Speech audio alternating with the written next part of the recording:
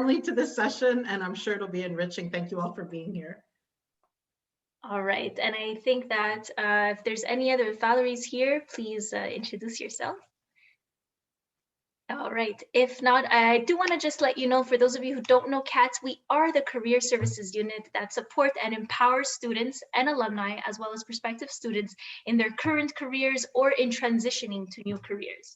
We're really a dynamic community. We bring a dynamic and engaging and really inclusive approach to our work. And we're very happy to be celebrating volunteers this week for three main reasons. We truly value our own volunteers at CATS and at the School of Continuing Studies, who have been so generous with their time, their energy, their amazing attitude. And we're so, so grateful for everything that they've, for all of their work and commitment.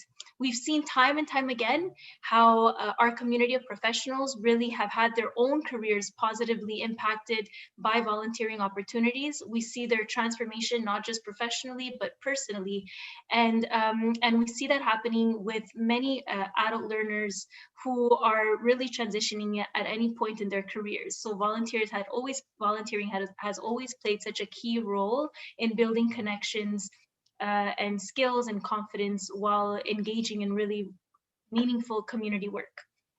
And lastly, volunteers are such at the core of a vibrant CATS community. So we're really grateful to have this list of events for this week. And now, finally, I have the real pleasure of introducing you to today's moderator, Marion Pinsky. So Marion is not only our moderator, she is the organizer of this wonderful panel discussion this evening. She has a wealth of experience in building real meaningful connections everywhere she goes. We met Marion at the School of Continuing Studies, where we all worked with her, and she has been at the forefront of creating community for alumni, and not just for alumni, but also for staff. She really sparks connections. She's a community builder. She is a real force for good wherever she goes. And just to tell you a little bit more about her experience, she's an experienced special events coordinator with a commitment to community outreach and a passion for sustainability. She's currently at Mcgill working as a project administrator for the Consortium of Analytics for Data-Driven Decision Making. And she's an advocate for applied research and bridging the gap between policy and community to bring real sustainable change. She's also a recipient of the Quebec Lieutenant Governor Youth Medal, and she coordinates regular volunteering activities for an active team of young professionals that ranges from doing repairs at community summer camps to providing on-site support at the annual Setters Consort Dragon boat fundraisers to building houses for Habitat for Humanity. So what does she not do? Thank you so much, Marion, and it's such a pleasure having you here this evening, and the floor is yours. Thanks so much, Emily, for such a beautiful introduction, and I'm so glad to be joining the CATS team again in my old department. I'm so welcome to Living with Intentionality, building community in the time of the pandemic. I'm so thrilled to see such a diverse and active and engaged group of attendees, and you're in for a real treat with our panel. I'm so excited to be partnering with the dynamic CATS team at Mcgill School of Continuing Studies for the second time. The first time was about 2 years ago when I was invited to join their social impact careers. And this is such a privilege to be hosting this panel in honor and celebration of the 20th anniversary of National Volunteer Week. So thank you so much again. So just to contextualize about kind of the raison d'etre of this panel, but when the pandemic hit, many forms of conventional volunteering came to a standstill. Volunteering that involved working in large events or large groups, working in close proximity with clients, or having to have like that direct contact. For instance, the type of volunteering that I do, that's very largely hands-on, logistics and on-the-ground based. So like we were saying, the Dragon Boat fundraisings, doing repairs at community summer camps, and also building homes with Houses for Humanity. Those did not translate in a virtual setting. But volunteering and community engagement did not stop. It persevered, even though in a modified way. And I think our panelists will really demonstrate this diversity of responses to the changed realities and constraints that the pandemic brought. So we have Pierre Linné from Centre Paul Roulant and Drake D'Souza from from Homework Zone, who had to adapt to a virtual setting in order to continue to reach out to their client base. We have organizations like Zera Cafe and Catering with Eva Rochman, who had to really pivot and reinvent themselves in order to address and respond to pressing community concerns. And then we have Kirsty Jago from Bread and Beyond, an organization which came into being in response to the pandemic. So what changed was not just the what and the how of volunteering, but also the who. People who had always been involved in volunteering were suddenly, taking a bit of a hiatus because they weren't sure, or the nature of their volunteering was not conducive for a volunteering setting. At the same time, it brought new people to volunteering. So the face of volunteering has changed, and it's shown a spectrum of engagement, which I feel is demonstrated by our panel. So the structure for this evening I'd like to propose is we'll have each of the panelists speak and introduce themselves, their organization, and their role in it for about 3 to 5 minutes. And then we will open it up to a moderated discussion before opening it to the questions. And I encourage you to post your questions in the chat. We will be moderating that. And if you please specify if it's for a specific panelist or if it's for a general question for everyone. Before we start with our first panelist, I'd like to, and hopefully technology will be on my side, I'd like to just show a quick video which I feel really epitomizes community resilience and creativity in the time of the pandemic. This is a joint venture between the Contactivity Center for Seniors and the Selwyn House High School, and it's a beautiful representation of resilience and intergenerational connections and hope through song. So let me see if I can do this. I think I'm going to need your help. I'm going to need your help. Sorry, just 1 second.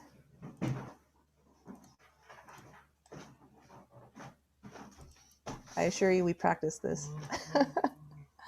Okay, here we go. If there's some skippingness in terms of the visuals and the hearing, I will share the link in the chat because it's definitely worth a watch.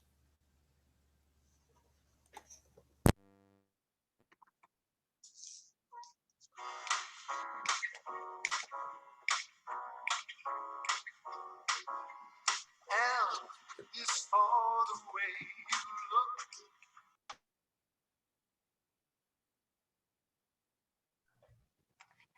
The audio cut. I'm not sure.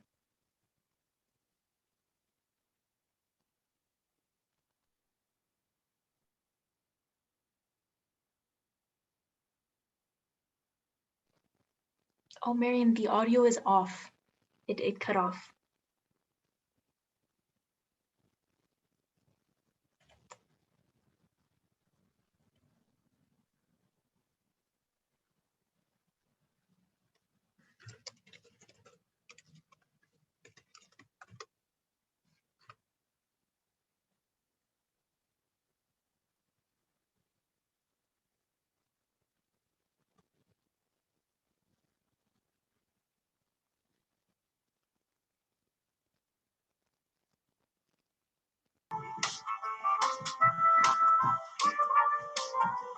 Yeah, thank you. It's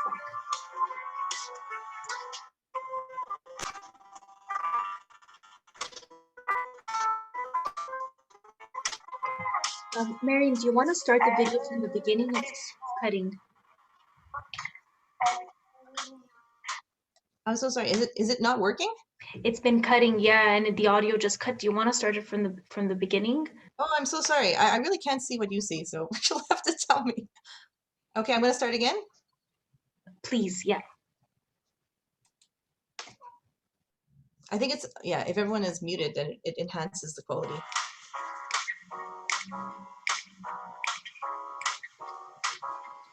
L is for the way you look at me. O is for the only one I see. A is very, very extraordinary. Which is more than anyone that you adore. Color is all that I can give to you. Love is more than just a game for two. Two in love can make it. Take my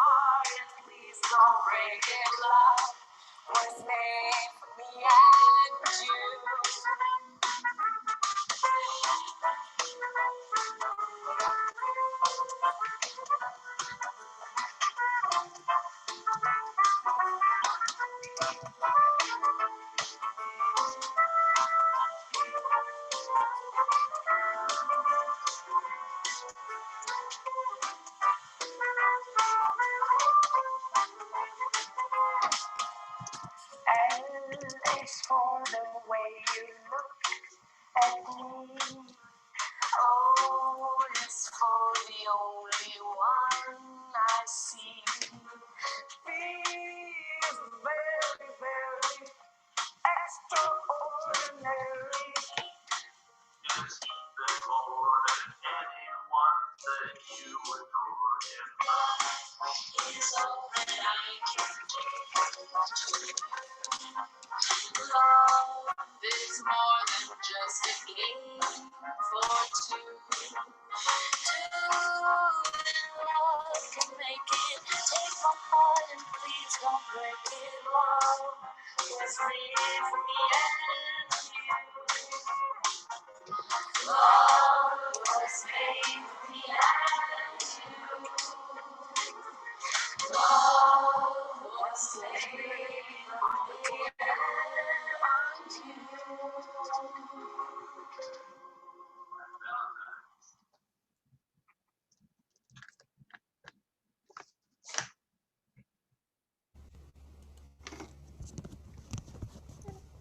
Anyways, I think I've watched that video about 800 times since it came out for Valentine's Day in February. And I'll share the link with you. So we're going to start with our first speaker. Oh, so let me just share with my PowerPoint slide. Okay, here we go.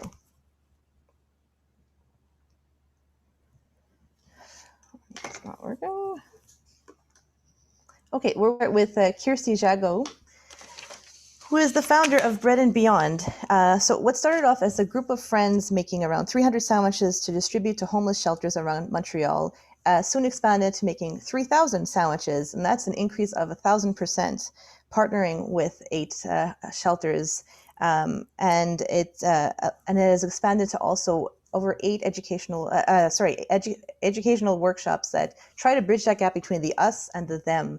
So in Kirsty's words, Bread and Beyond is way more than just sandwiches.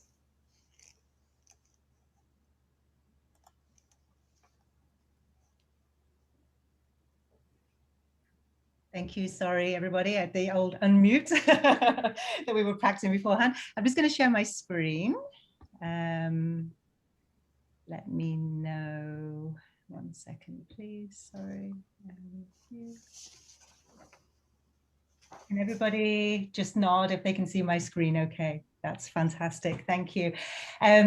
First of all, I just want to say thank you so much to the CATS team for inviting me to be part of this panel and this discussion. We are a young and new organization, and we're incredibly proud to join the other organizations here tonight to talk about the volunteering that we've been doing and share some of our stories and also learn from everybody here. So as Marion said, I am Kirsty Jagot. I'm the founder of Bread and Beyond.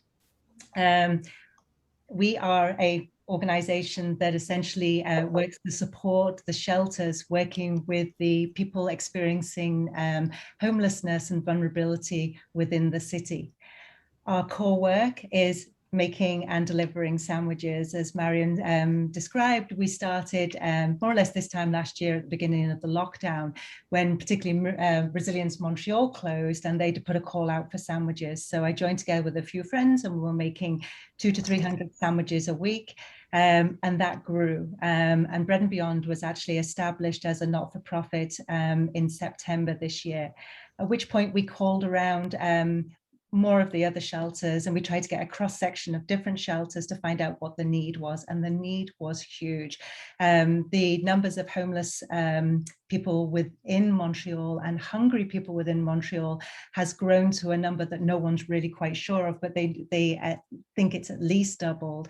And the number of volunteers has gone down because people aren't wanting to go into the shelters. So huge need. So we put the word out to everybody and started recruiting volunteers. And now we're up to 3,000 sandwiches per week, delivering to 8 different shelters. So that's the core of our work. We were quite careful about the name that we gave ourselves because we also wanted to do more than just the sandwiches. We wanted to sort of use the pathway that we were creating to also work closely with the shelters to look at other essential needs. So each month we check in with the shelters to find out what their needs are. And each month it's depending on the seasonal demand. So we either give new items such as socks and underwear, or we do a clear out the closet campaign where we ask our volunteers to look in the closet and give things that they've got that the shelters need. So such as t-shirts, jeans, running shoes we're doing this month. We also saw a real opportunity with our sandwich bags as a medium for art. We actually, wanted to give the people something extra than just the food.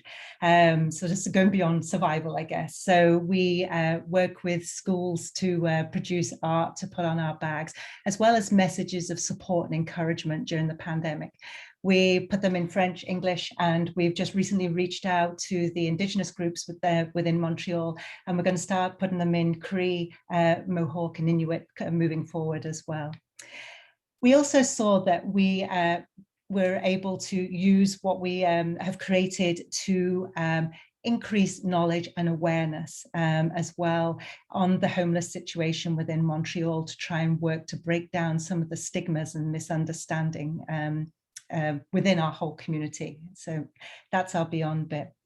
So what we've managed to essentially create is a safe and effective way for people to be involved, to give back during the pandemic and hopefully moving forward. We have volunteers that make their sandwiches at home following strict kitchen hygiene guidelines that everybody has to sign. We have volunteers within workplaces that also follow the same guidelines, as well as school groups. People make them at home and they deliver them to a central location. What we have found as we've grown and developed is that we've become a real sort of conduit between community and shelters. So we work very closely with the shelters to find out what their needs are. We only give them sandwiches if they need it. We give them the right amount on the right days that they need. We talk to them about, okay, what do you need this month? And we communicate that back to the volunteers. So we find we're moving all the time between the volunteers and shelters to make sure the volunteers feel really engaged, but the shelters get what they need, but only what they need. So I just quickly wanted to just whiz through who are our volunteers. We have 187 volunteers registered with us at the moment. Some of them make sandwiches once a month. Some of them make it once a week. Some of them just make it whenever they can. They're predominantly women between the ages of 40 to 60 years old, which I think is the profile of many volunteers in many organizations. However, nearly 50% of them make sandwiches with their children. Now, we have children from the age of 2 all the way through to teens making sandwiches with their parents. 70% of our volunteers are volunteering for the first time within the homeless sector. So that says to us that we are actually making the homeless sector accessible to a greater number of people that maybe wanted to work with the homeless sector but didn't know how. And finally, people hear about us mainly through word of mouth. So 50% of our volunteers heard about us through word of mouth. So we were looking a little bit at, what impact are we having? And we were expecting to have impact at the shelters and the people that they serve. What we weren't expecting to have is the impact, positive impact that we've had on our volunteers, which I don't know why I was surprised, because I got into this because I was needing to give back. And I don't know why I was surprised there were so many other people like me, but we are getting a lot of feedback from our volunteers through a survey that we did with them, as well as verbal feedback as well when they come to drop off sandwiches about the effects. I just want to quickly run through some of the comments before I wrap up. I know I'm going slightly over my time, Marion, I'm sorry. But I think some of these are actually worth reading out and hearing a little bit more from. So I'm just going to move that a little bit. So in the middle of making them, then being the sandwiches, my son, who is very low in self-esteem, said out loud, "I feel really good about myself doing this." So there you are. More comes out of this than just feeding the homeless. Sorry, oops. I feel connected to another reality of the community and city that I live in.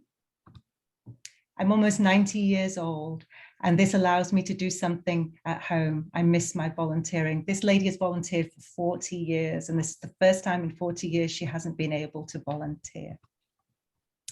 And I just need to move that little bar. So you really feel you are doing something, not just giving money. We've had many conversations and teaching opportunities at home for us to view homelessness differently. Sorry, whizzed off that.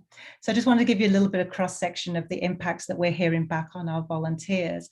And we are an entirely volunteer-run organization. So this week we are truly celebrating the work that our volunteers have done and what they've actually made possible over the course of the year. So again, I thank you for inviting me. I really look forward to the discussion that we're going to have, and I'll hand straight back to you, Marion. Thank you. Amazing. Thanks so much for sharing, Kirsty. I think I'm just going to see if I can share my PowerPoint slide that we worked so hard on. I think from our discussion, my discussion with Kirsty, she really talked a lot about this volunteer survey, and it really shows there are mutual benefits for volunteering. It's not a one-sided thing in terms of self-esteem, skills learned, networks, the community built. And I think like the two most powerful ones was that she was saying, she referenced a father who said, you know, I haven't been able to communicate with my teenage daughter for the longest time.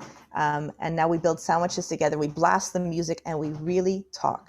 And that's such a heartening message. And she said also about this 90-year-old volunteer who said, I haven't been able, because of concerns of health, to volunteer. Thank you for giving that back to me.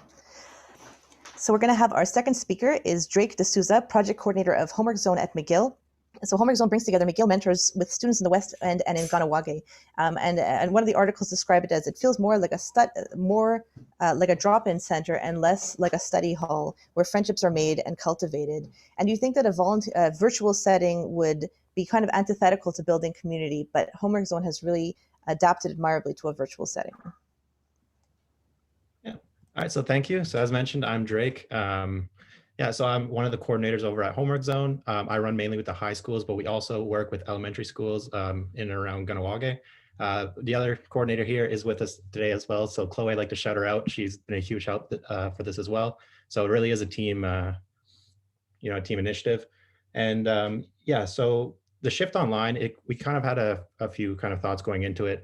We didn't know how it would affect the relationship building, but as mentioned, it's been a great year. And one of the problems that we really had with the students is, in Ganawage have an independent school board, and they weren't really able to go into schools. A lot of it was done strictly from home, unlike elsewhere in Quebec. And so a lot of the students had motivation issues or were stuck at home and lacked that social setting. So what we found is when we're in school, a classroom is a classroom. However, when we, by shifting online, a classroom can be an office, it can be your classroom, it can be your gaming setting. And we really kind of encapsulated this with the students to bring more than just the academic side of that was previously Homework Zone. So we were able to do so much more with this. And yeah, so we're really able to gamify the experience, bringing in certain games like Among Us that they really love. It's a growing game. Able to do online quizzes, bringing other online resources such as iExcel. And also when we bring in several workshops such as neuroscience from Brain Reach North, they were able to kind of keep it a good balance of activities and knowledge. So we were able to mix fun and information, and they really applied it to what they were going through to make sure they're not alone. So what it was like, the effects on the brain going through online school, and yeah, really tying that back to how it was affecting them in a Zoom call compared to how they were back when we were in school. And I mean, looking into the future, we definitely hope to have a hybrid setting. It would work really well alongside our previous model. Having the mix of online and in person would allow further connections to be built between mentors and mentees, which is what we call our students. And it would also minimize the travel times that we ask our mentors and volunteers to do, really focusing on their time and maximizing the benefits that we can have. And speaking back to how it's a two-way street, we work mainly with student volunteers, right, through the university. And this has been excellent for them as we have a wide range of volunteers, from sciences, arts, business, education. And I really try to preach them a lot, especially the education students. They come in, they really do take charge. It's great to see them use the knowledge they've learned in school and apply that in a practical setting through our program. And it's also worked great for them to talk to these students, talk to these teachers, principals, build those networks, and really go above and beyond, looking forward to their future as student volunteers. And I know we also have a video to show. Yes, I'm just going to connect to the video there. So stop share. Something interesting that Drake had mentioned also is about that hour-long commute to Ganawagi, which provided an opportunity for the mentors to connect with each other and to build community in that sense, and how not having that commute has actually allowed them to expand the homework zone to twice a week instead of once a week. Whoops, wait, okay. Here, now I share, and I am here.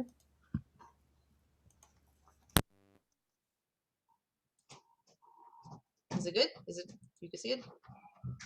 Hello. All students benefit from being part of a program such as Homework Zone. It's not just for students that are struggling in school or need extra support. It's also for students just to have a place to go after school. Their peers are a part of it, there's snacks provided, they have a lot of fun, they get to work with volunteers from the university. I think one of the biggest things that Homework Zone does very well is uniting different communities of people. I believe that aside from touring, something that's helpful and that they receive from these sessions is that they can build connection, they can build a possible friendship with this person. This can also be an opportunity for students to network with their mentors. One of my favorite things, especially about doing Homework Zone on Zoom this past year, is that there's elementary school teachers, Homework Zone volunteers, myself, and sometimes other community workshop partners all in the Zoom call together. And we're all doing the same activity together. Like, I think it's such a fun experience to have everybody on the same page in that way. And I think that really helps boost the confidence of the students, but also allows everyone to feel a part of a greater community. So I've had the unique experience of where it's my personal meets my professional development.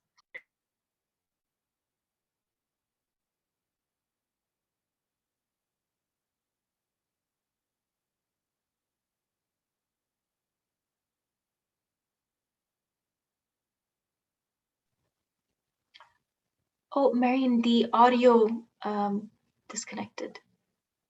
Teach my mentee any material we work on, but rather help her organize her notes or guide her through her formula sheets so that she knows how to use them later when stuck in.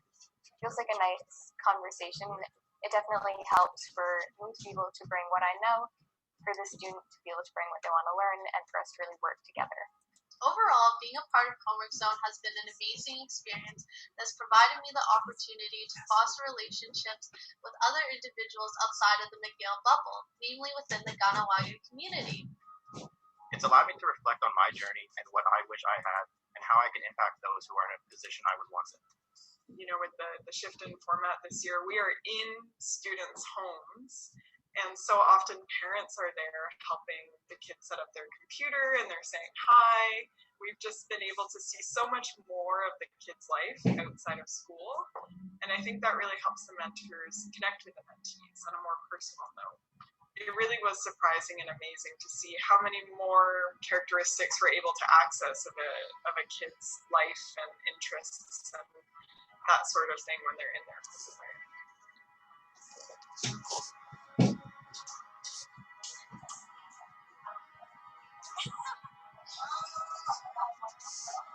The things that I do know from the city come from my experiences like Homework Zone, where I've been able to venture out and talk to people who are a different age and have different priorities. I think that's been vital for me to connect with this city. It's not just for a certain group of students, it's for all students. And once they join in Homework Zone 1 year, they tend to want to join in again the next year. In the past year or two, we've had students on the waiting list because they really enjoy being part of this group. I've never felt so in sync with everybody that I work with. I think it's a really unique work experience to have that. I feel very fortunate to have that.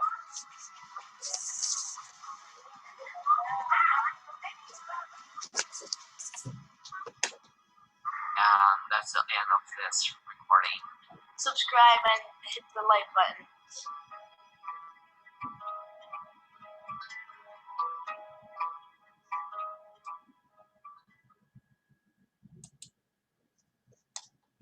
I really liked how you shared, Drake, about, being from a student at one of these schools, so you have particular insight, to being behind the scenes and sharing that experience and that know-how. We're going to move to our next speaker, who is Eve Rochman. Eve is a social entrepreneur par excellence. She is the founder of Zera Cafe and Catering. And I think she mentioned that she received grant confirmation for Zera Cafe and Catering about 1 week before lockdown happened. So this, she doesn't like this word, but she really pivoted on a dime and really reinvented herself, the objective of the organization, from what it was in creating meaningful employment for young adults with intellectual diversity, to reaching out to shut-ins in the community who were facing social isolation and also food insecurity. Hi, I'm Eve, as Marion mentioned. I am the founder and director of Zera Cafe. We actually got that funding a few months before lockdown hit. So we were just getting our legs and we had a plan. We were getting going in the month of March. And of course, all our plans had to come to a standstill.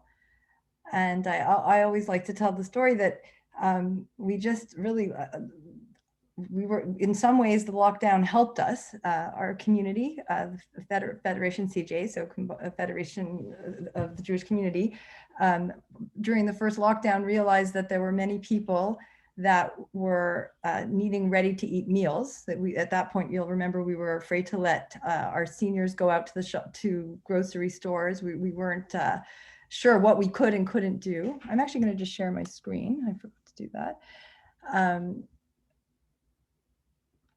So we, they were looking for people. I'm just trying to share my screen. I haven't done it yet. They were looking for any community volunteers that would provide ready-to-eat meals for vulnerable members of the community. Not knowing what we were doing, or really not knowing what I was doing, I led this. I put my hat in the ring and said, sure, we can do this. We can create ready-to-eat meals. I really had no idea what we were doing. But I was very, very well supported by volunteers. I always say it was only possible because Federation CJ sent me an incredible array of volunteers. And we started cooking ready-to-eat meals that, again, all with volunteers, and delivery was done by volunteers, were delivered to about 200 people a week for 7 weeks. We created about 5,000 meals. I think it was something like 500 liters of soup and 500 desserts. So it was quite an enterprise. And we started off slow and we quickly grew, and we're cooking every single week. By the end of 7 weeks, people realized, or things got a little more normalized. And we realized, the Zera Cafe realized, that not really much need for a catering business, no parties happening, but that people really needed meals on wheels, and that the elderly people were tired of being stuck at home cooking, or people still needed ready-to-eat meals. We identified that there were seniors that needed this kind of a service, especially seniors whose kids were not living in Montreal. As well, families that were just exhausted because they were homeschooling their children, so moms and dads who needed a break from the cooking. And so that's when we realized, let's just keep this going. We had a website already set up. This is actually the what you're looking at is the welcome screen, I guess, of our website. And we added a few products. Many of the meals that we were making that were being sent to the community, and started selling them. And really, we didn't miss a beat. The very next week, we hired our first, oh, I didn't say what our mission was. Sorry, whoa, back up. We are, I'm going to get to my first slide. We are a not-for-profit social enterprise. I forgot to tell you what we're really all about. Our mission is to provide meaningful and gainful employment, social interaction, and a sense of purpose to young adults with intellectual and developmental disabilities, so with intellectual developmental diversity. I was motivated, I'll tell you a little bit about myself. I was in the field of IT for 27 years. And decided about 5 years ago to go back to school. And in fact, I went to Mcgill continuing education. So I went to the Faculty of Continuing Education, yes. And I enrolled in a diploma, a graduate diploma, because I had a bachelor's degree in management and information systems. So a graduate diploma in the management of health and social services. And I finished with that. And I always say it was a little bit of maybe a bit of a midlife crisis. I'd loved working in IT for all those years, but I was ready for a change, and graduated. And I knew I wanted to do something in the helping services, wasn't quite sure what. And it was actually volunteerism that gave me the idea. My now young adult children, but when they were teenagers, and some are still continuing, they volunteered for an organization called Friendship Circle. And that's where I was introduced to this community of people that have neurodiversity. And I heard from one of the mothers, I happened to be at an event for Friendship Circle, that there comes a point, or there's a problem to solve. And that problem is that when young adults get to the age of around 21 years old, they age out of the school system, and it's very, very difficult for them to get a job. And that's when I decided that was what I wanted to do with my degree, that I wanted to be able to find a solution for the lack of employment for young adults who've aged out of the school system with neurodiversity. So this again, sometimes things just happen in a funny way. On my first try, I applied for some funding from the Jewish Community Foundation of Montreal, and really, really didn't expect to get it because it was my very first time applying for any sort of funding. And they called my bluff because I got it. So that was, this is, as Marion says, I got that in December of 2019. And then I was like, uh-oh, now I have to do something, because it was very easy to write a plan, but to actually do something. So I was getting ready to do something. And then the pandemic. I'm just going to go on to the next slide. We were able to ride our funding. We got a grant for $25,000, which is a great way to start. You can see here in these pictures that we work at a synagogue. It's the Sharei Zion Synagogue on Côte Saint Luc Road. We use their dairy parav kitchen, parav meaning we don't cook meat, so we cook vegan, vegetarian, and fish. At this point, we have grown to have 8 young adult employees, some of whom are pictured here. And we wouldn't exist without volunteers. We have volunteer job coaches. We get a lot of our employees from an employment agency called Ometz, Agence Ometz, that specializes in placing people with special needs into employment situations. But they were not able, because of the pandemic, to send their job coaches. So we rely on volunteer job coaches. Here I'm pointing, I don't know if you can see, but in this picture right over here, we finally, just about 2.5 months ago, hired our kitchen supervisor trainer. I was doing that, but we finally have a professional in the kitchen, which is great. I'm going to go to the next, just to give you an idea of the kinds of meals we cook. But before I do that, you can see some pictures here. We make a lot of fish. We do a lot of pastas. This we did today. I just got back not long ago from work. We did tuna patties, or tuna, we call them modern Israeli tuna cakes. We try to do most of our food is with a modern Israeli influence. So a lot of Mediterranean and modern Israeli things. We also do comfort food. And it's been the feedback has been great. The customers have enjoyed the food that we make. Everything is delivered by volunteers. So it's cooked by our young adult employees with the support of job coaches. And then we deliver everything. Nobody can come into the synagogue, of course. So that's completely run by volunteers as well. And it's been, it's taken off. We grow every single week, and we don't advertise. We're actually quite quiet about it because we're worried about growing too quickly. So it's been great. In terms of the pandemic impact, we were asked to touch upon that. So we dove in headfirst, supported by volunteers. We have to learn, and there's that word pivoted. We realized that our initial plan wasn't going to work out, but that we could do this, the ready-to-eat meals. Well, there have been challenges, and I think everyone has been challenged with the constant masking, just the constant need to be disinfecting and masking, and hot and uncomfortable and difficult to hear each other in a kitchen. But I say it again, we succeeded thanks and only thanks to outstanding in-person volunteers. And we were lucky that because what we were doing pivoted to being an essential service, we were considered an essential service, we were able to actually gather and not have to do this virtually. And we were lucky that we had volunteers who wanted to come out and volunteer in person. We also have some volunteers that do some work, remotely, but for the most part in person. Was I going to say anything else? And I think as Kirsty said, and it fascinated me too, that, you want to be we're so grateful to volunteers and they do so much, but they do benefit as well. And I realized that as I was working with them. So while they're engaging, to improve other people's lives and they're making a commitment, they feed back to us that they enjoy the busyness of structure, that they would go crazy if they didn't have somewhere to go on a regular basis. They enjoy the socialization in the community, especially during COVID, when you can't really there was no other way to get together with people. So they really enjoyed being in community. I think for students and for young adults trying to figure out what they're good at, it's a great opportunity for networking and learning new skills. And all of our job coaches have come away, they keep saying, with new recipes and have become better cooks. So that's been another advantage for them. And then finally, similar to what Kirsty did, Aviva, who is a great volunteer of ours, her name is Aviva Rainis. She volunteers in many different organizations.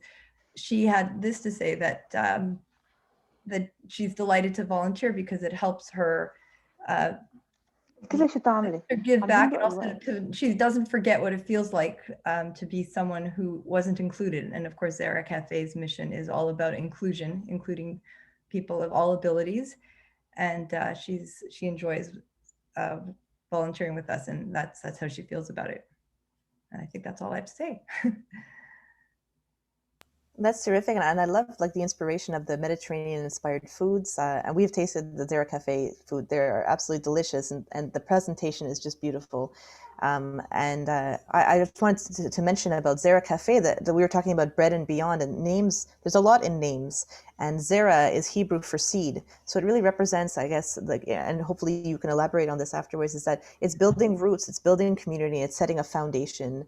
That can expand from a small initiative, really has far-reaching impact. Oops. Okay, hold on. Okay. So, okay, we're going to continue with our final speaker. Is this going to move? No? Okay, I don't know what's going on with this. I don't know what's going on with this. Technology is not my thing. So the pandemic really brought to the forefront a humbling reality of social isolation, really affecting a lot of seniors in particular. And this had such significant impact in terms of their mental health, in terms of their physical health and their resilience. So no more so than, I think we've all been personally affected with either parents or grandparents who we haven't been able to see for over a year. So when you think of Centre Paul Roulant, many people think of Meals on Wheels. And indeed, in their over 21-year, I think, history, the organization has really been known by their bike patrol, bringing foods to seniors affected by social isolation, just addressing food insecurity. So Executive Director Pierre Lenné is here to join us. And I just wanted to mention something that really stood out in speaking with Pierre, was that during the entire time of the pandemic, Centre Paul Roulant did not stop their programs or shut their doors for one single day.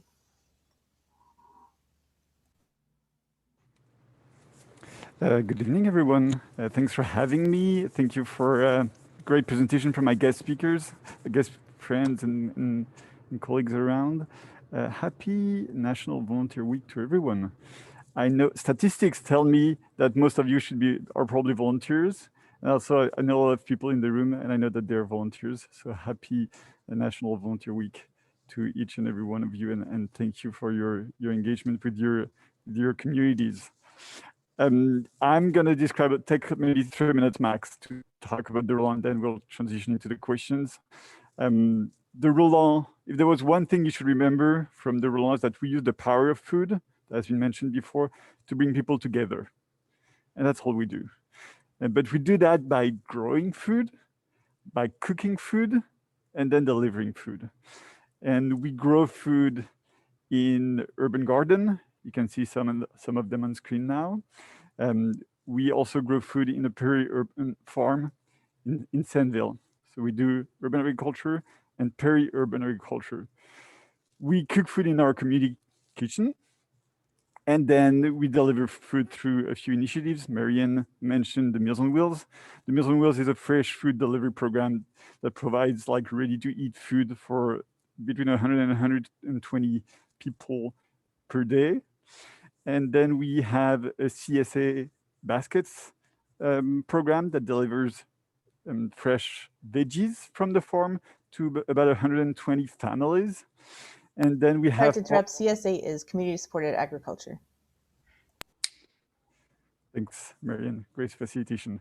And then we have partnerships with a handful of organizations that deliver frozen meals we cook to different groups within the city. And I might come back to that. The way we approach our work is really we have like one foot, like maybe here, we have one foot in social services and one foot here in social change. And the social service is the idea that we do provide the essential service. Our Meals on Wheels clients are referred by healthcare professionals. There are people living in social isolation, food insecurity, financial isolation sometimes.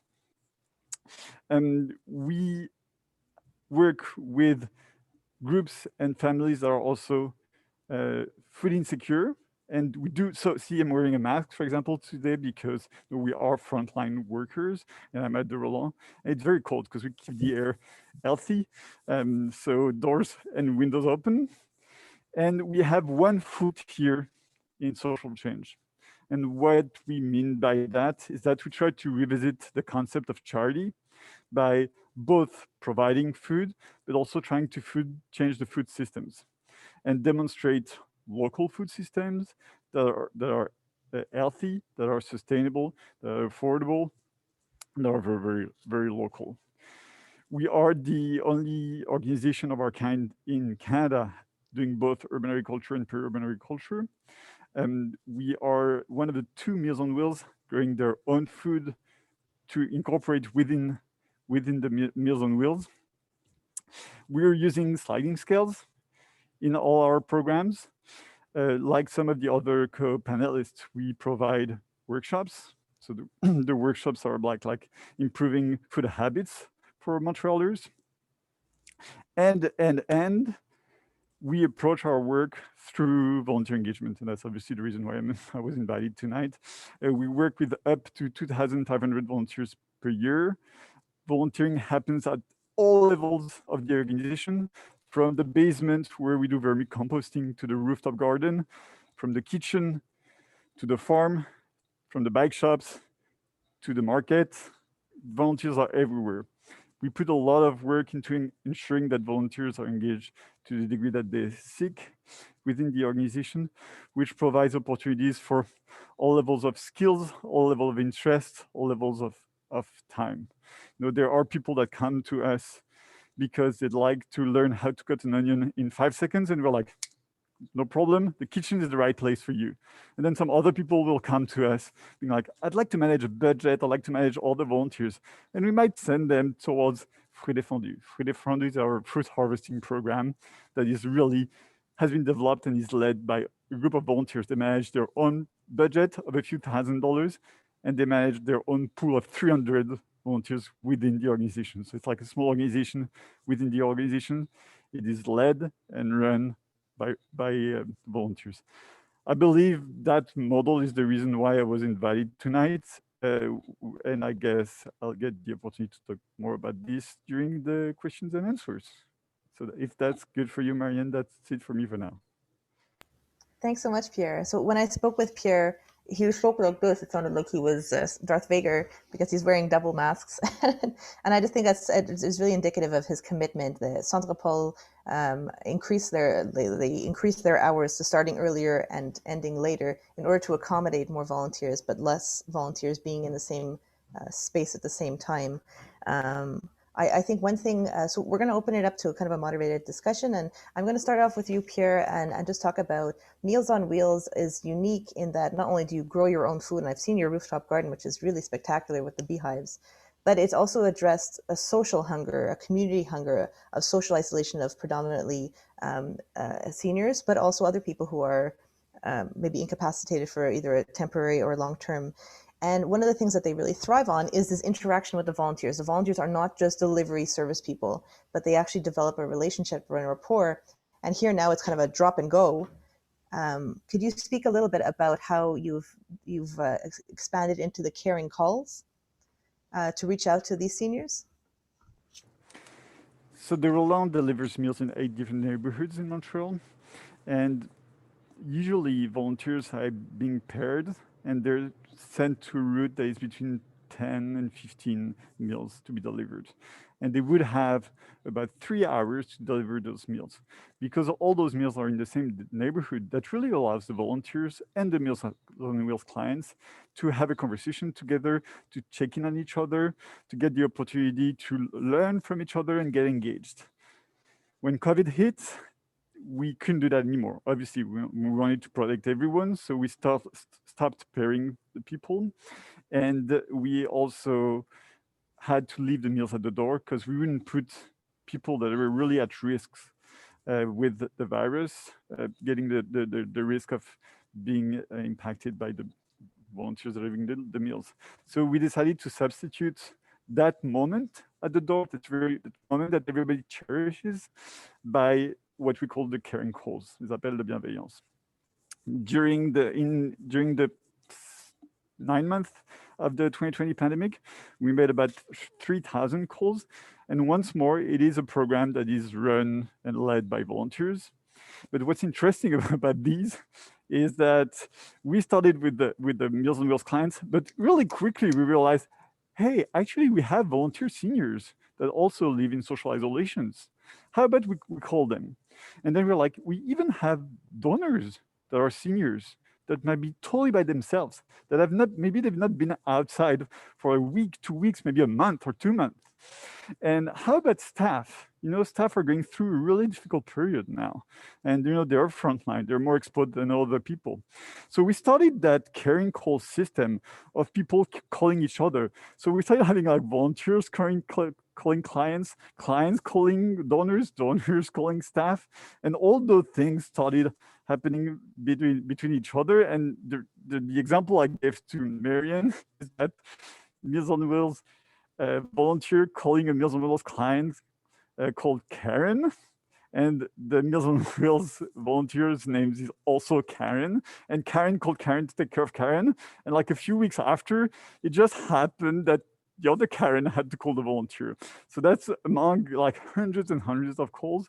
People started taking care of each other this way. So that was just a way to substitute that really beautiful moment that happens that is sometimes very intergenerational, sometimes intercultural. Spending time at the door was replaced by those calls. We'd rather not call them and see them in person. So we'll go back to that. That's great. I think you're really fulfilling such a need there. And I love how you extended it to not just donors who kind of, they can kind of disappear in between when there's fundraising campaigns, but you reached out to donors, to volunteers themselves who might be in need of a call.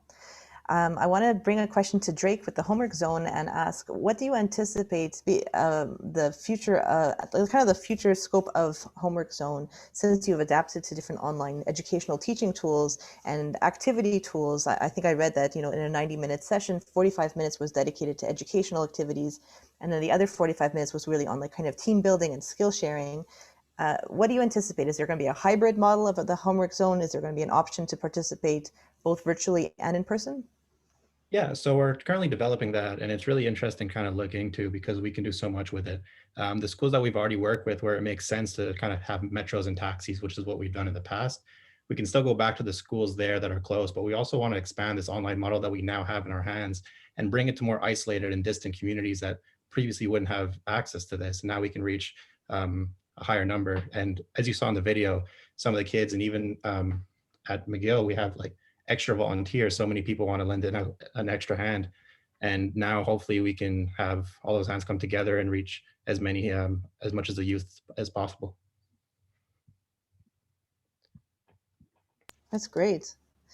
So we have a question for our alumni of the School of Continuing Studies, Eve. I was so excited to hear that, you have taken one of our graduate programs on, you said on managing graduate diploma in health and social services management. So I was wondering if you could draw on your experiences and just talk about how volunteering both teaches you skill sets and allows you to draw on and expand your own skill sets? Well, I have to say that up until, so I had a 27 on nearly 30-year career first in private industry, and then actually I worked at Dawson College for 10 years in their IT department. And I have to say that I was never exposed that much to volunteers. Nobody ever volunteered to help me do my job before. It was all me. But then when I decided to embark on this, I'd seen my children do volunteering, and of course I'd volunteered in school for the kids and things like that. But it's through this experience that I've seen people, as I mentioned, get the opportunity to network, to learn new skills. None of the volunteers, and I know Christy said the same thing, they tend to be women between the ages of 40 and 60, had ever volunteered with young adults with neurodiversity before. And they have learned over the last, and they've been doing it for a year, most of them, have figured out how to communicate properly, how to work how to motivate, and how to be a mentor. So it taught them skills. We've had students come through, the students that are coming through this summer that are going to be volunteering, and it just gives them practical experience and exposure to a field they might be interested in working in the future. Yeah, I love that partnership with entrepreneurship, and there are definitely connections. The CATS team are experts in that, and how volunteering, it not only exposes you to different networks, you build communities. I've gotten contracts through volunteering, but it also builds up your self-esteem. It exposes you to different skill sets and people that you would never, in other circumstances, ever meet. Absolutely right, and that's I think I said it, but this pandemic has given a circle of us a whole new, it's a whole new socialization process and a whole new community that we wouldn't, what an unlikely bunch of a mismatched set of people, but we're all friends now, and we were able to even do things like have a Christmas, a holiday party. At the end of the year, we did it on Zoom, of course. And we've really all gotten to know each other well, and we have like a family going, an affinity for each other, and it's really very special. And then the other, so the skill set and the community goes both ways for the volunteers and also for our young adult employees. They really have new people in their lives that they feel close to. No, I definitely agree. So a question for Kirsty from Bread and Beyond. I think on my PowerPoint that I did a shoddy job in showing, so my apologies, is I love how on your sandwich bags you write encouraging messages. So it's not just a handout, it really is a help out. It is a community thing. And I know my parents are very involved with they're two of your 175 volunteers, and they draw illustrations on the different bags and write, "You are special," and someone is thinking of you, and you count, you matter. I was wondering if you could talk about some of the workshops that you're expanding into, that you said you're trying to bridge that gap between the us and the them. The homeless population, or as you call them, the unhoused, is a very complex, multifaceted societal challenge. So I was wondering if you could speak a bit about that. It is definitely, and that I'm learning more and more as I work more within this sector. You can probably tell by my story, I'm new to this sector. We're not basically experts working with people that are experiencing homelessness at all, and we're on a very steep learning curve. But what I do see, and speaking to people, speaking to our volunteers and our own personal experiences as well, is the disconnect between us and them, between us as people that do have a house to go to and the people that we walk past on the streets. I've always tried to sort of teach my kids to say, reach out, say hi, offer something, but there's still that lack of understanding. And the more I speak to people, there's still that stigma and prejudice and sort of assumptions that, the blaming and saying, they must have been a choice, or they must have done something terrible to be able to end up on the street. And the more I work within the sector, the more I just realize that just isn't true. But it's very complex. Everybody has their own story, what actually, brought them onto the street. Everybody has very different experiences and expectations when they get onto the street as well. So we are starting to work to develop workshops to work with first of all, middle school age children in the 7 schools that we've been working in. And these are going to start in September. So what we're actually doing at the moment is interviewing the directors of the 8 shelters that we work for to more or less drain their brain and say to them, if you were in the classroom with these kids, what would you tell them? What is your message you would want to tell them about the lived real experience of experiencing homelessness in Montreal? And we're actually going to then bring all that information together to have interactive workshops with the children, or with the teens, not children.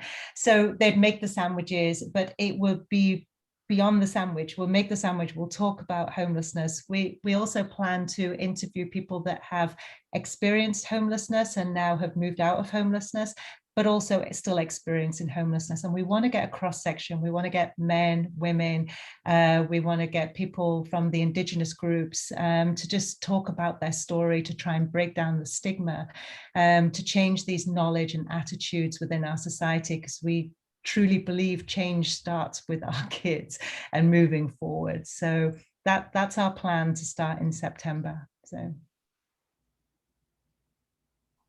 that's so amazing. Which shelters do you currently work with? Because I know that in a previous Cats Cat panel, they had someone from St. James. Is it St. James? With the shelters that we work with at the moment. Yeah, so it's Chez Doris, Welcome Hall Mission, Old Brewery, Eke Bono, St. Michael's Mission, Open Door, Benoit Lab. And I've got one more and I've forgotten it. It's gone out of my head now. So when we were choosing them, again, we wanted to get a cross section. We wanted to get what they call the wet shelters. We wanted to get men, women, Indigenous groups that are supported, and also ones that would take pets. That was quite important for us as well. I can't believe I've lost my last one. So yeah, they're the ones that we work with. An interesting thing that came up in some of our discussions, and Pierre brought it up, actually, he identified it, is that people tend to volunteer during transition periods of their life. So the 4, I guess, main types of volunteers, there's people who are retired and they're looking for a sense of purpose and meaning, new students who are looking to kind of develop a sense of community and family for themselves, people who are transitioning between jobs, and there's a 4th one, newcomers to Canada. It's a great way to work and interact with people. So do you find this as a for all of you, I guess, do you find this as a very transitory group of volunteers, or do people tend to sustain their volunteering? This is kind of to the general panel. I can take that one. So in my group of volunteers, I have all of the above, actually. It's interesting that you classified it, but we have people who are, well, first of all, they're not transitory. I'm happy to say that they tend to be committed and recurring, but I have one person who's newly arrived to Canada who wanted to come out and meet people. Then there's people who are retired, headed towards retirement. Because of COVID, we couldn't have people that were too senior in their retirement or too beyond a certain age, but so many whose kids, let's just say, have left the house. So they were looking for something to do with their time.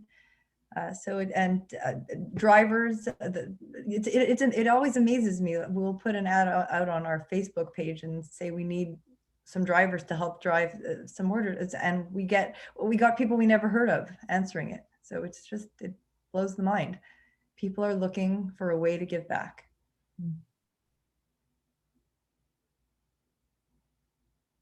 Anybody else?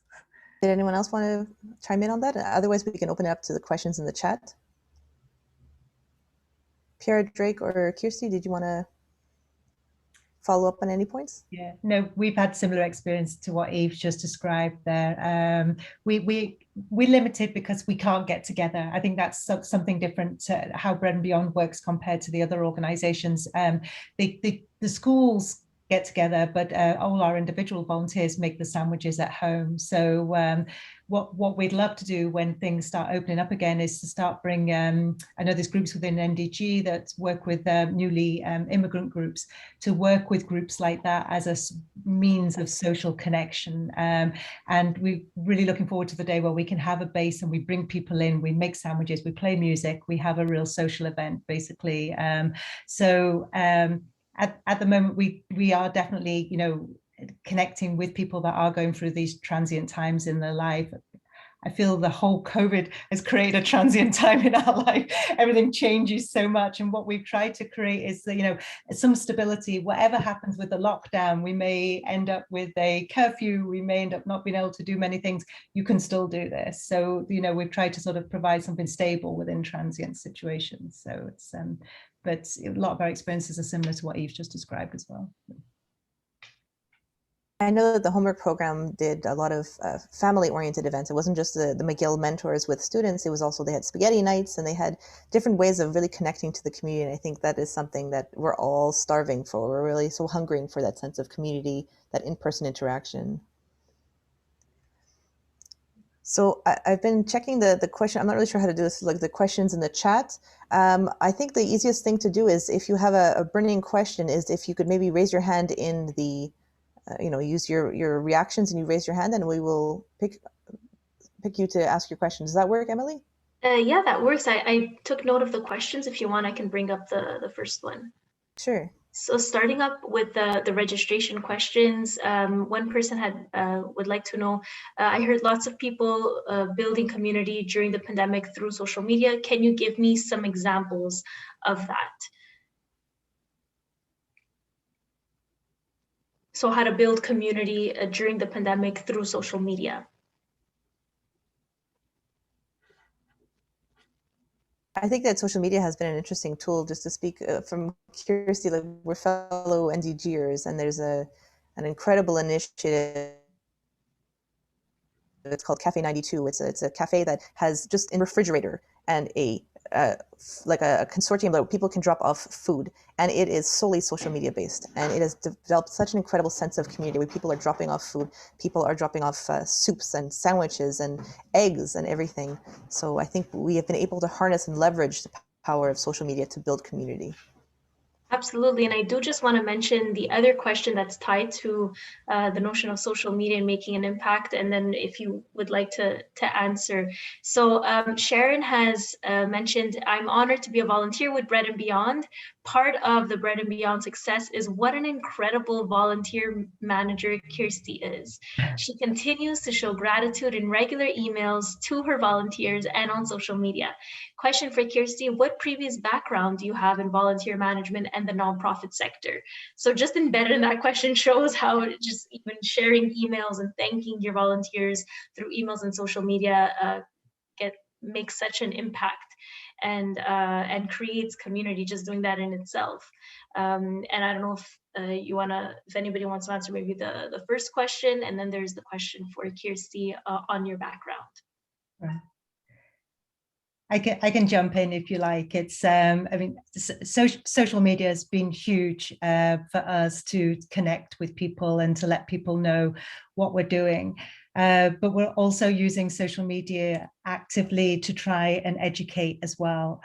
What we're trying to do is pull information from many different sources and put them onto particularly our Facebook, where we also have an Instagram account, but we just find Facebook a little bit more sort of manageable to be able to put news links in there, linked to something called the Homeless Hub that has an awful lot of information with us. So it's worked in many ways for us as an educational tool, but that's how we actually access a lot of our, not most, a lot of it is word of mouth, but a lot of our volunteers as well. NDG is where a lot of our volunteers come from, and there's some very active Facebook groups there. So we post in the Facebook groups that way as well. So, and it's also a way that we've connected with other people doing similar work, other small not-for-profits, other small charities within the city as well, and learn about what they're doing. So it's been huge for us on many different levels. And I can also answer my past experience. It's going to be quick. I don't have, my past experience actually is in international development. I worked on overseas projects trying to get basically women off polluting fuels and onto clean cook stoves in Africa and Asia for 15 years. And that dried up in the beginning of the COVID pandemic. And I just moved over basically to start doing voluntary work, and this has become a very organic growth. I'm very aware of our gaps in our experience, and a lot of this is really just coming from the heart and what I feel right. I'm so incredibly appreciative of what our volunteers do, knowing that I cannot do it without them. And every single day they take my breath away on their kindness and their energy and how much they want to get involved. So I wish I could invent a bigger word than thank you, basically, because I think it's overused and I would love to say it in a different way. So I'm actually leaning a lot on basically friends and organizations. I'm doing a lot of workshops. I'm doing a lot of calls to basically get up to speed on not-for-profit and volunteerism, as well as the homeless sector. And I am loving it, I've got to say. I don't know, Eve said midlife crisis, I don't know, but I'm loving this explosion of knowledge and learning. So no experience, a lot of it's coming from the heart, but learning as I go. So. And I think it is a unique synergy of each one of you have your own kind of a synergy of all your past experiences. So if Eve's kids hadn't been involved with Friendship Circle and she didn't have the impetus to go back to school and learn about management and have this this interest as a hobby cook, Zara Cafe would not have happened. So she really harnessed all of those different skill sets in such an empowering social enterprise, which is really admirable. And so one other thing is really interesting about Zara Cafe, which has like kind of more far-reaching effects. I know that Pierre referred to himself as a frontline worker, which you are, is that Zara Cafe have these great gift cards that you can purchase online on their website, and which we have done, and we have done it in recognition to friends and family members who are frontline workers. So if there's a way you want to give back, if you want to give recognition to absolutely exhausted, drained nurses, doctors, medical practitioners, this is a great way to support the organization on so many different levels. You're supporting young adults with intellectual neurodiversity, you're supporting healthy living, and you're supporting frontline workers in a direct way.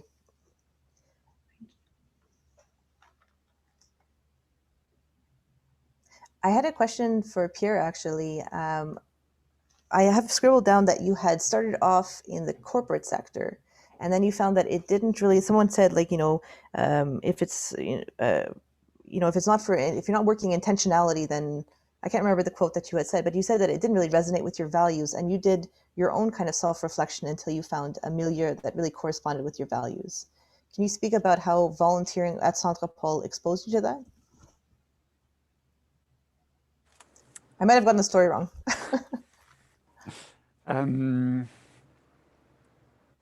We've touched on the times of transition, and volunteering provides a framework, both in terms of you put an alarm clock to do your volunteer shift in the kitchen, or it also provides a framework in terms of building a social network.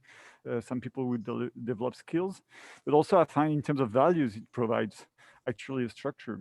And I think maybe it was Kirsty, but someone mentioned that the COVID crisis was a huge period of transition for everyone. And I would say that, there's one thing we saw in the spring last year was that this was all happening and everybody was kind of lost. We were both lost individually, but also lost as collectivity, or as groups, as a society. And a lot of people look towards charities and community organizations because they also provide some sort of ethic or ethos structure, like doing the right thing at the right time. And I think that's something that resonates with a lot of us here. When at sometimes in our life, whether we're going through a midlife crisis or a younger age crisis, or we're trying to do realignment of values, then non-for-profit provide that framework because they've done the work of checking on their own values. They've done the work on doing their own theory of change. They've done their work on having some core principles that will tell them we're doing this because of our core values and because of our mission. And then a lot of us, as we're going through some individual path, then when we get engaged with that organization that has that clarity, that they're doing things for the right reason, the right things, we provide ourselves individually some sort of bliss that really helps you feel very engaged, and it increases your sense of belonging with your communities, I think. Which is absolutely not what I shared with you last time, but that's what resonates in the context of this conversation. I think we're all looking for that sense of community for sure. And I also want to underscore that, while we have 4 organizations and fantastic local change makers present in this panel, there are so many things that you can do on an individual level, on a small scale level, that has a ripple effect of impact. I think we all received from Post Canada, they were issuing out these kind of pre-stamped postcards that you could reach out to people and break that isolation. And this is something that we have been doing all along. We have many adopted family members that we reach out to. They don't have family, biological blood family of their own, but just saying like, you are not alone. And I think that those touch points are so important that you might consider doing that. And it really has such a huge impact to just keep in touch with people. Marion, we have a question from Judy. Yep. Here's Judy. I'll just ask it myself. I had a few for each of you because I work, first of all, I'm a volunteer in the community, but my day job is in philanthropy, working for a foundation. So I listen to all of you and I wonder how you will sustain yourselves. And have you, some of you have charitable numbers. I looked them up. So have you built relationships and partnerships with private foundations? I know one who has, because I'm so happy to jump into this because this is what I'm focused on and what has been a challenge for me over the last few months. So we have applied for charitable status. I don't know if we will or won't get it, but we certainly have applied. Still waiting to hear. And you talk about how will you sustain it? How will you survive? And that's definitely, we started something from scratch. This is it didn't exist. We incorporated as a not-for-profit back in August of 2019, and started off as a one-man show. And now it's a one-man show or one-woman show with many volunteers and a kitchen helper. But that is a constant worry. We've pretty much outgrown our facilities and we're doing well, but the next step is to move out into our own place. And that of course involves investment. And so we do a lot of I do a lot of grant writing, and I've gotten some, which is wonderful and very encouraging. And I'm very much hoping to be able to get the charitable status so that I can go after family foundations. But that whole getting it from a little project to something that will be sustainable is exactly, I think they call it, I'm reading a book called The Entrepreneurial Myth Revisited. And it talks about the transition from infancy to adolescence for a business. And the same would be true for a social enterprise or a not-for-profit. There's a big jump to go from just a project to something that you want to see continue to exist for many years. So as a follow-up for you, Eve, have you partnered with somebody who already has a charitable number? You mentioned Federation. Have you tried to partner with someone with a charitable number in the meantime? Because it can take a couple of years to get your number. It can take time. So we have we operate out of the Share Zion Synagogue. So we did a fundraiser with them, a joint fundraiser where we partnered with them. We actually baked Hamantaschen, which are triangular pastries that are eaten on a holiday called Purim. That was back in February. So they were able to give out tax receipts for people who were purchasing we did it as a fundraiser style. We charged more for these than you would normally pay for cookies. We are talking to other organizations, like-minded organizations, about potentially partnering. Aside from that, not really. We don't have a committed partner to be our charitable, or to use a charitable number regularly, but we've made the one arrangement that one time. I just sent you my phone number in the chat. You can call me. I'd love to call you. Thank you. You can call me too, Kirsty. Pierre already calls me. Thank you. Drake can also call me, but I think, Drake, are you associated with Mcgill? Yeah, so we have a good mix between like the university funding as well as private partners. I know that the branches unit just had a 5-year announcement, so they have funding for the next 5 years that'll hopefully help us expand the homework zone, as I mentioned, to more remote communities, as well as we have other programs such as called Pick Your Pass and Impress that works to give employment opportunities to these students, as well as get them on the campus and help them get a grasp of where they want to go in the future in terms of education and their career. So. And what department is that with McGill? The Education? branches team, yeah. It's under enrollment services. Okay, so. And I think you work with the Lester B. Pearson School Board. I don't know if they provide some financial support as well, or. We try to get a little bit of help from each school that we work with. We didn't get to work with the Lester B. Pearson School this year. As we focus more on the Indigenous side, working with the Kahnawake Education Center and New Frontier School Board, as it's located in and around Kahnawake. But we hope to explore that again in the future. I think that's also a theme that really impressed me in speaking with Drake. It reminded me of when speaking with Kirsty, is that not only is volunteering mutual, but it's dual directional.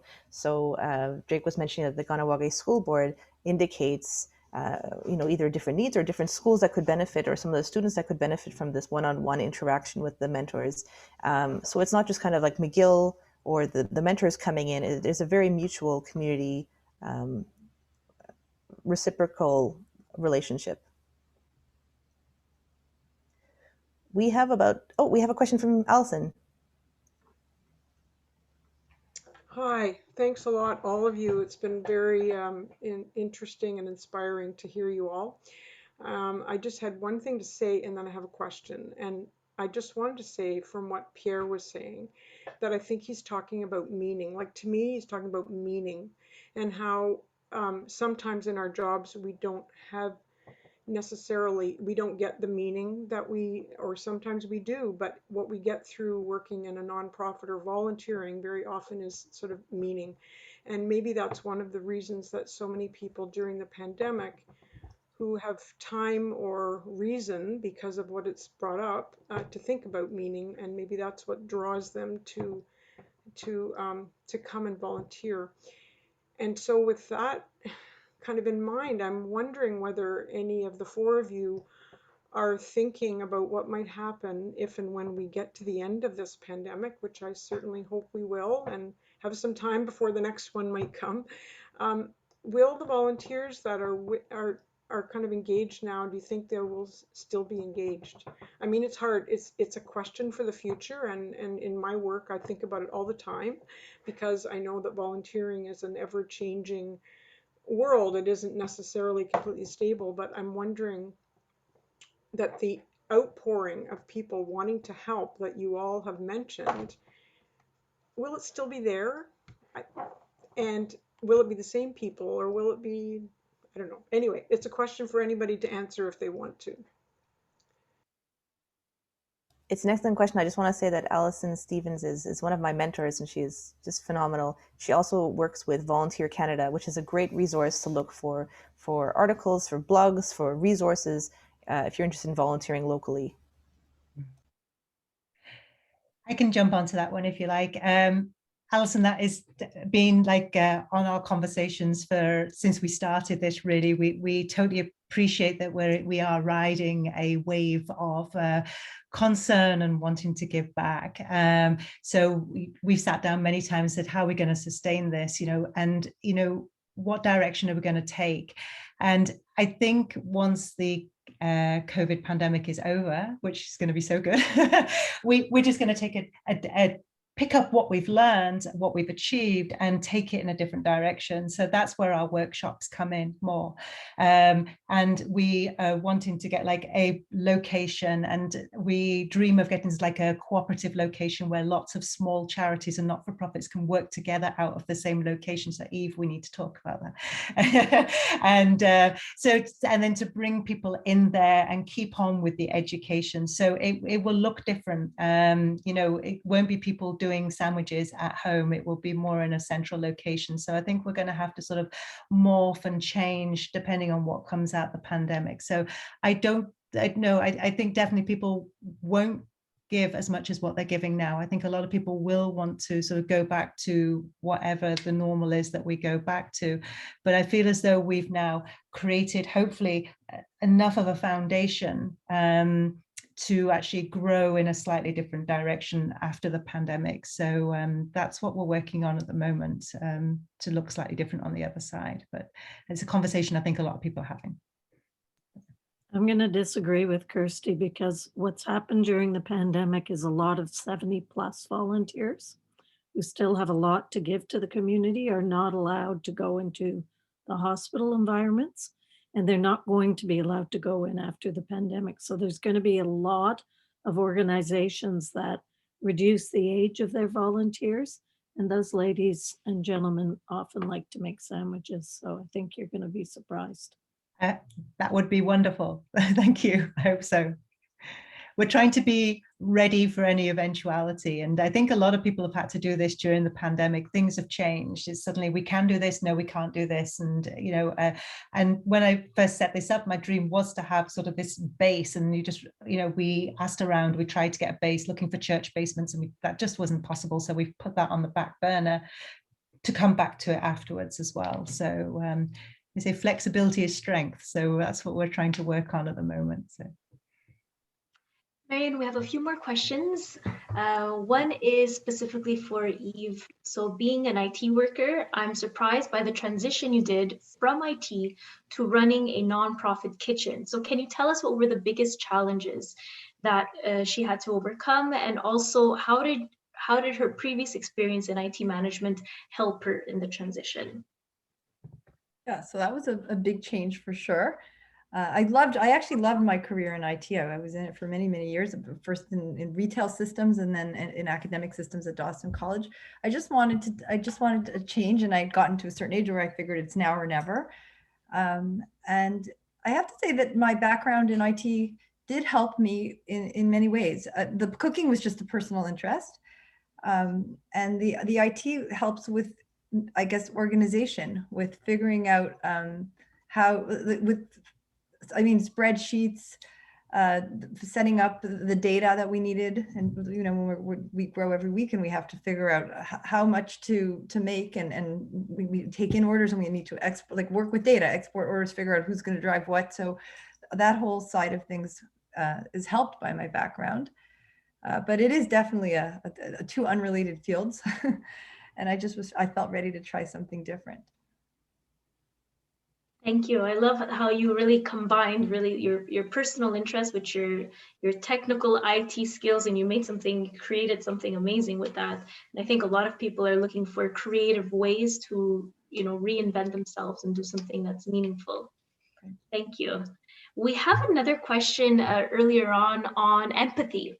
So this was a question by Allison. So do you think that the experience helps to develop empathy in your volunteers? And this one was directed to Eve. I'm curious to know from the other panelists as well if that also would apply, if that also has applied to your organizations too. I'll start. So definitely, as I said, most of our volunteers had not had the experience of working with we have young adults who have autism, intellectual disabilities. We have some mental health challenges, so different profiles. And it has definitely brought out empathy and more than that, but also a recognition of what they're capable of, because I think people come in with preconceived notions of what they can and can't, what certain people can and can't do, and they've all, every single one of them, and there's 8 of them, have proven so much what they can do and what they are capable of. So I think it's also opened eyes in terms of just give them the right environment and they can do. So it's been very eye-opening for sure. I think it really connects with, just to wrap up because we are at time, is the theme of, appropriately for National Volunteer Week, for the 20th anniversary, is the value of one, the power of many. And I think you've all demonstrated so much how incremental change on an individual basis has built community, has reached out to the isolated. And I commend you all for your creativity, for your resilience, in really reinventing yourselves. I know that the CATS team has a whole week of fantastic and intriguing workshops and panel discussions. And so, Emily, could you tell us a little bit more about what the rest of the week looks like? Yes, so we have our upcoming events so tomorrow at noon, we have a workshop on learning by doing good, supercharge your learning through volunteering. So that's by Marissa Galfusa, who's a trainer and a community builder. And then at 5:30, we're going to be talking to Lubna Al-Washam, who's going to be talking about her experience in volunteering and how that has impacted her personal and professional life. And now she has pivoted her own career largely because of her volunteer experiences. And then lastly, we have a panel discussion with the Mcgill Community for Lifelong Learning on Thursday at 11. It's going to be moderated by Anna Milik, and it's going to be on building a community of caring and how this amazing group of people have pivoted during the pandemic and developed and recreated their community online. I know we had great questions, and I realize we're a little over time, so I do want to thank everyone so much. Thank you to the panelists. You're all remarkable.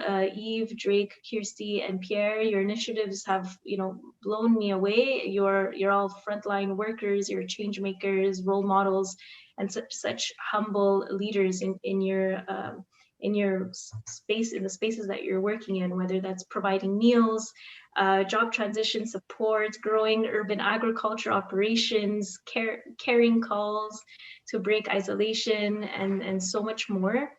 You're also resilient. You really have redefined what you can and can't do, absolutely. And at the core of your work, you all have such committed volunteers who are making such an impact. So thank you so much for sharing your amazing initiatives with us. Marion, your energy, drive, enthusiasm is absolutely contagious. You're a real connector, and thank you so much for organizing and leading such an extraordinary panel discussion. Thank you so much to the participants. Thank you for your engagement, and stay tuned, and happy National Volunteer Week, everyone. Thank you. Thank you. Thank you for having us. Thank you, everyone. Thank you, everyone. Bye. Thank you. Good night. Have a good evening, everyone. Thanks.